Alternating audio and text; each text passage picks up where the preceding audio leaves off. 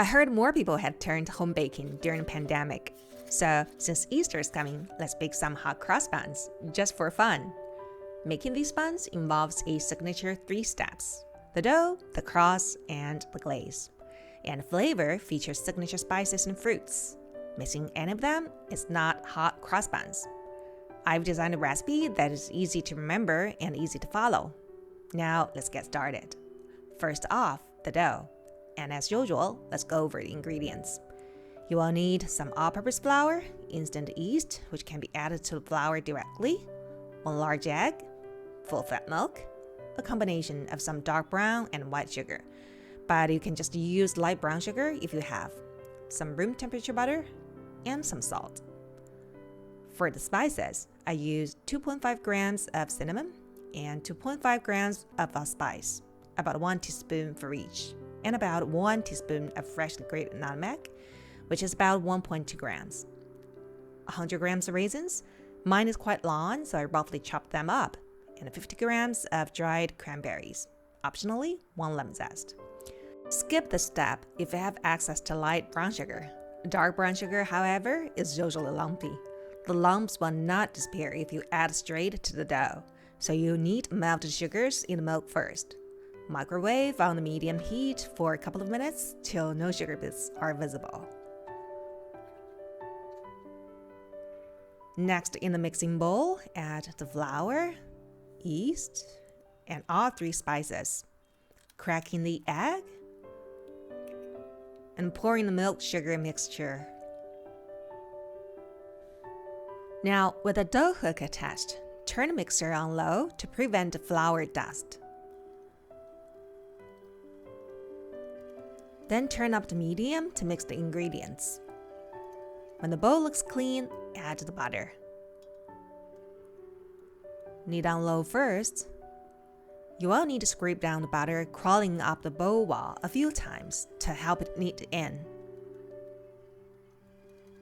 Keep kneading till the dough can be stretched a bit without tearing. Mine took about 16 minutes.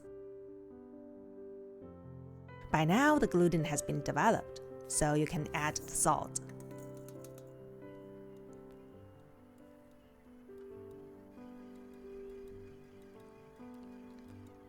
It took about another 5 minutes to allow the dough to be fully stretched.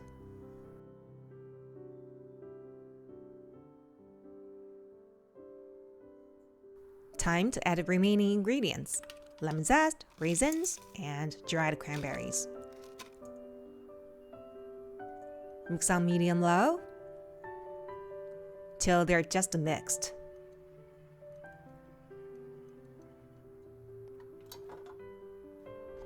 It will be easy to release the dough from the hook. Transfer the dough onto a work surface. Right now, the dough has no shape, so finish off by slapping it a few times and shaping it into a ball. Work fast so the dough won't stick. Regarding how to shape the dough, click the link on the screen or below. Transfer the dough into a lightly greased bowl and cover. Let it ferment. The fermentation is done when the dough is doubled in size. Transfer the dough to the work surface. Roughly divide into 3 pieces.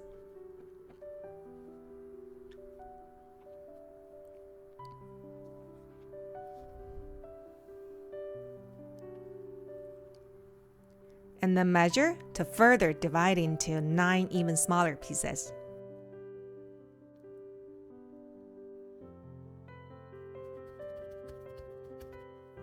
Shape each piece into a ball.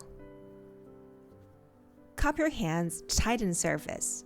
For this dough, you don't need flour to counter, but if you feel it's too sticky to handle, go ahead and use some. Regarding how to shape wet doughs, click the link on the screen or below. Place all the 9 dough balls into a 10-inch square baking pan. Cover and ferment again. Hot cross buns are buns with a cross piped on top, and it's a simple mixture of equal parts of flour and water. You will need a piping bag, or a Ziploc will do the work too.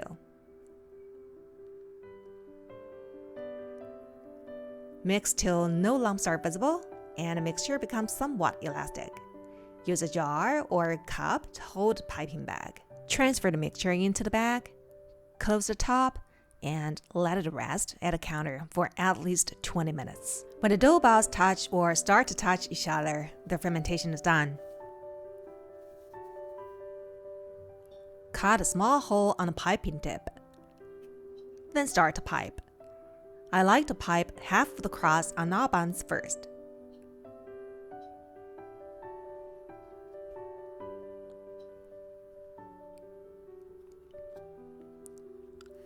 And then turn the pan 90 degrees to finish off the crust. Immediately put it into a preheated oven at 170 degrees Celsius or 340 degrees Fahrenheit and bake for about 18 minutes. Meanwhile, let's make a glaze, which is a combination of white sugar and water. And it can't be simpler. You just need to warm up the mixture till the sugar melts. Don't worry if it looks turbid. It'll become clear after resting. When the top becomes light brown, take the pan out of the oven. Brush the top with a warm glaze while the buns are still hot. Finish till all the glaze is used up. You probably can't wait to have some hot off the oven buns, but I find they only taste better the next day. And for what it's worth, I'd be happy to hands off as long as possible, because regardless of the symbolic meaning, they're simply eye-catching.